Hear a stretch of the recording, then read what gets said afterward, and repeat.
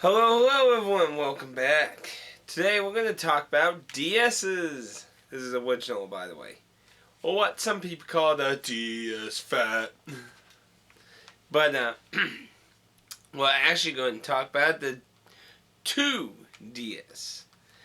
In case you don't know, Nintendo is releasing a new DS called the 2DS, which is a stripped down version of a 3DS. And instead of using my XL, I just figured I'd use my original DS. So we're here to talk about and break down the good and the bad of this system. So the first thing, the good. It's incredibly going to be much more affordable. And if 3D didn't interest you at all, it has no 3D, which is obviously one of the things that make it cheaper. Another thing that makes it cheaper is it won't have hinges, so it's not a clamshell.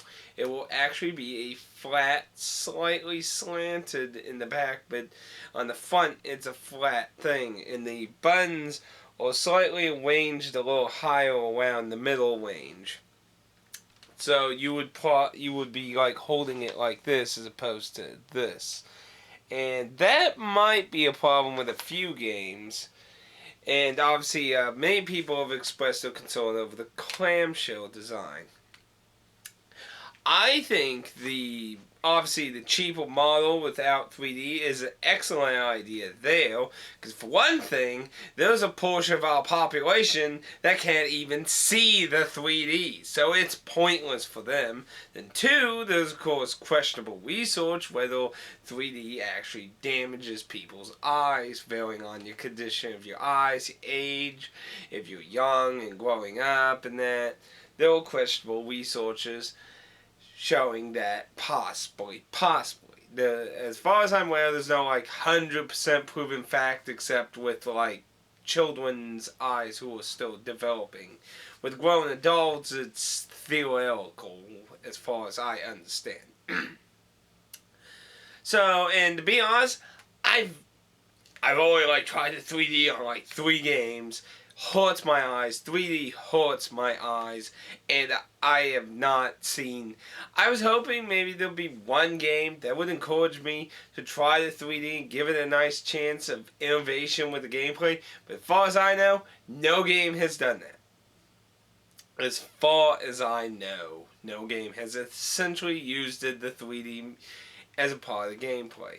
And to be honest, it doesn't really seem like anyone has any real interest. Because it seems like developers have basically just slapped 3D on because it's a requirement. And it seems like Nintendo's just giving up on the 3D, which, during that time, a lot of Sony's doing these 3D televisions and shit. And it seems like that's all dying out. So maybe Nintendo's just just get rid of it. And it also makes me wonder, will 3DS, and yes, I know this will be original DS, but will 3DS cartridges require... Oh my goodness, it's lost magic. How the hell did that get in now? It makes me wonder, will 3DS games actually require 3D to be put on them now? Will it be optional? Because that would probably save different companies money there. And, that obviously brings up the point is, will 3D even be a factor anymore, to be honest? Because, let's be honest, it's not a wildly used... I'm not saying nobody uses it, but there are lots of people who feel it's basically the equivalent of a Kinect. Maybe not the best comparison, but there is a lot of people out there who don't generally really care about 3D that much. And there are people who like it, though. Not to say nobody would miss it. But there is a wide number of people who don't care about it. Now, of course, my concern when I first initially saw it was the clamshell design. The lack of the clamshell design. Because... I know the original gray Game Boy was pretty big, but it was still pocketable. This is like a square, not a long wise brick. So obviously it's not very pocketable, and since it's not clamshell design, you can't close it.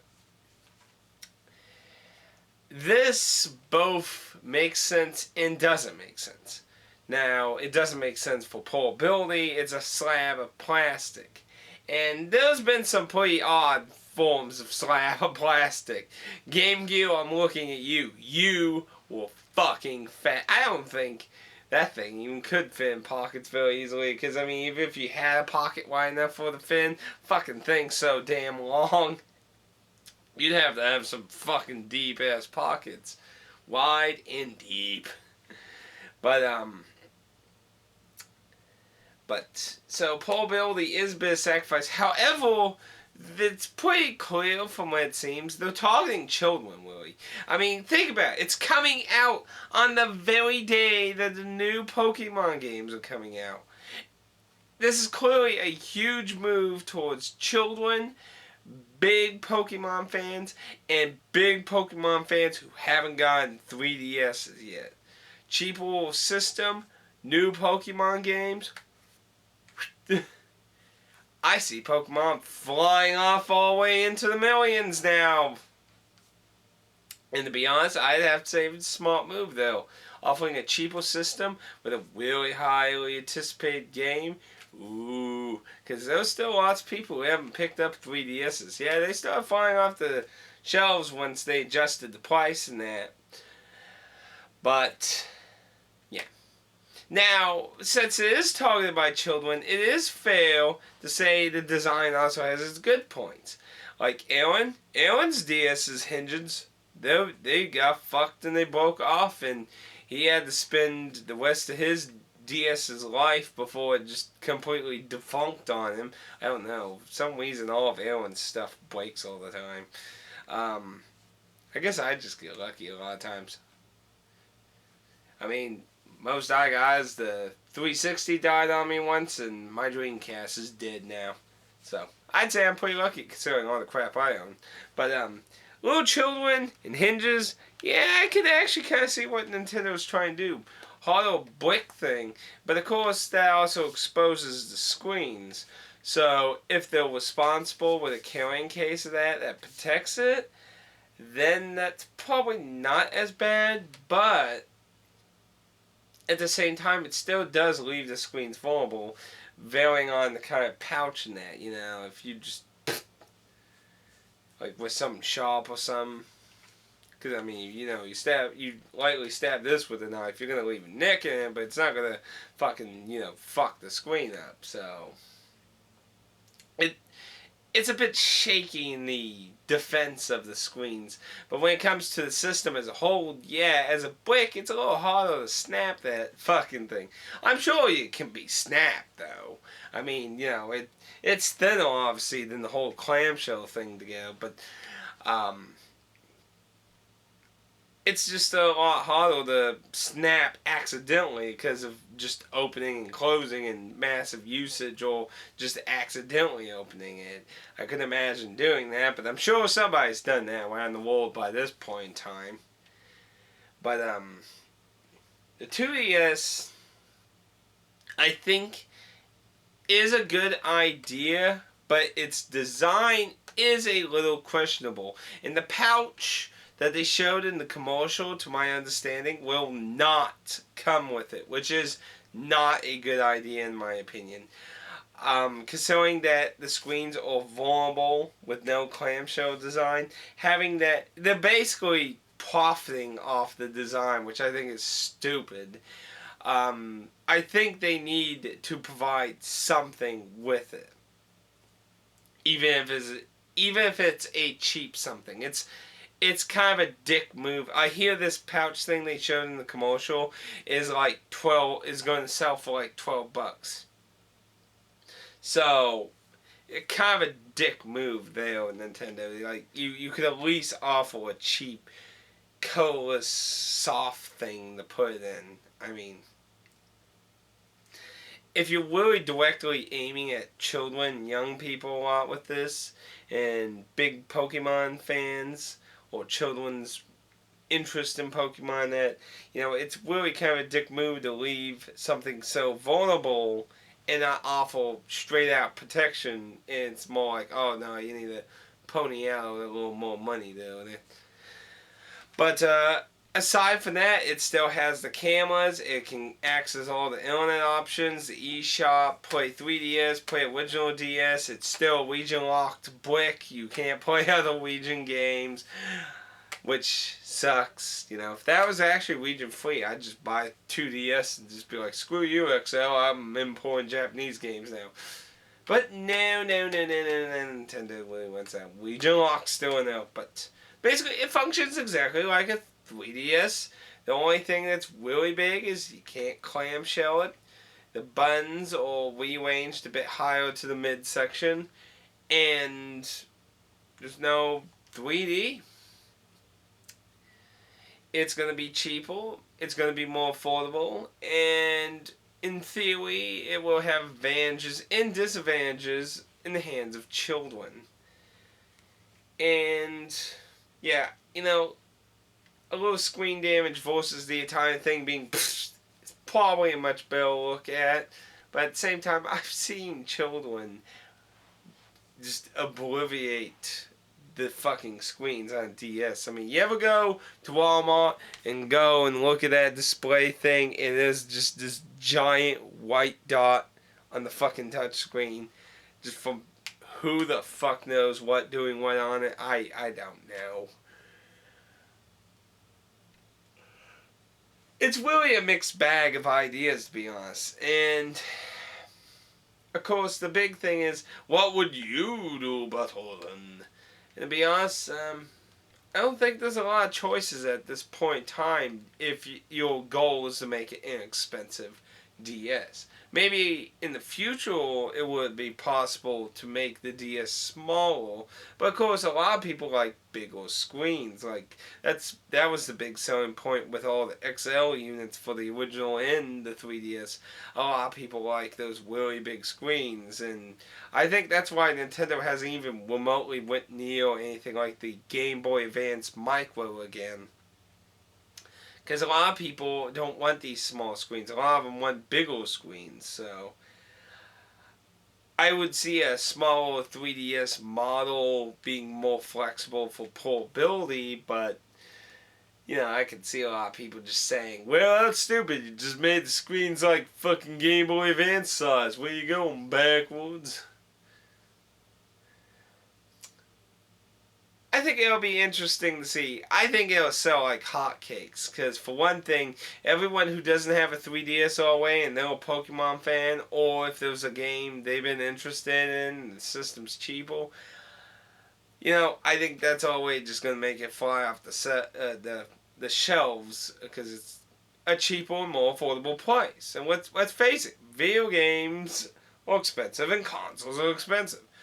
If they weren't, I'd have a Vita and a Wii U by now. They're expensive. It's not easy to throw flashing amounts of dollars out there and get on the first day and shit. I am having a really high debate about getting a Vita, maybe. But anyway, those are my thoughts on the 2DS. I think the idea in theory is a good idea. The execution, a little wishy-washy. The only weird thing I personally think is a little weird is the clamshell thing. I am a small concern about the buttons, but I think I could adapt to pretty much anything that's really different. But the clamshell thing is, I understand children probably ain't that really good with it, but it really does hold that portability. That is a bit of an issue. If you're somebody who plays your handhelds at your house or just around your house, it's not really a big deal. But if you go to like conventions and shit and that, your 2DS is going to have a lot of vulnerability in that whole travel set. So, if you bring a backpack now, you can put it in there, but it's really annoying. Like, you ever been on a plane you know, that is cramped little space and shit, and you get like 3 people, and you'll be either in the middle by the window. Like, if you want to access your bag, you need to be on the fucking alley thing of that. Because if not, then you need access to your pockets. Because you're not getting fucked out that easy. And those are my thoughts on the 2DS. It'll be interesting to see when it comes out. Like I said, I'm sure it'll sell like hotcakes with millions of copies of Pokemon out as soon as possible and shit. I can see it coming. But it will be interesting to see. I know there was a lot of negative reaction to this. A lot of fucking negative reaction. And there's some good points and there's some bad points. But overall, I am kind of surprised at the way out there negativity of it. Like, you think some people would be happy that the system's going to be fucking really cheap. I mean, that's a lot of nice accessibility. It's not easy making systems cheap and affordable. And it does make me wonder if Nintendo's taking a loss. The Wii... No, the 3DS is technically the first time Nintendo had to take a loss on a console, and then the Wii U became the second console Nintendo ever made that they had to take a loss on. Every other console they never took a money loss on, like how the PS3 and the Xbox 360, Microsoft and Sony said they were taking a loss on every system they sell, and that's why they have a fee system thing where they basically get money from the games that get sold. They get like a small percentage of the physical copies and stuff that get sold, which is supposed to help recoup and balance that, you know. It does make me wonder if the 2DS is in the profit range or the loss range. I am a little curious about that. Obviously, we don't know anything about that. But hopefully at some point in time, we might learn a little more of that. But anyway, I hope you enjoyed the video. Sorry I rambled a lot at the end there. And see you all in the DS world. Damn it, they know I play Lost Magic.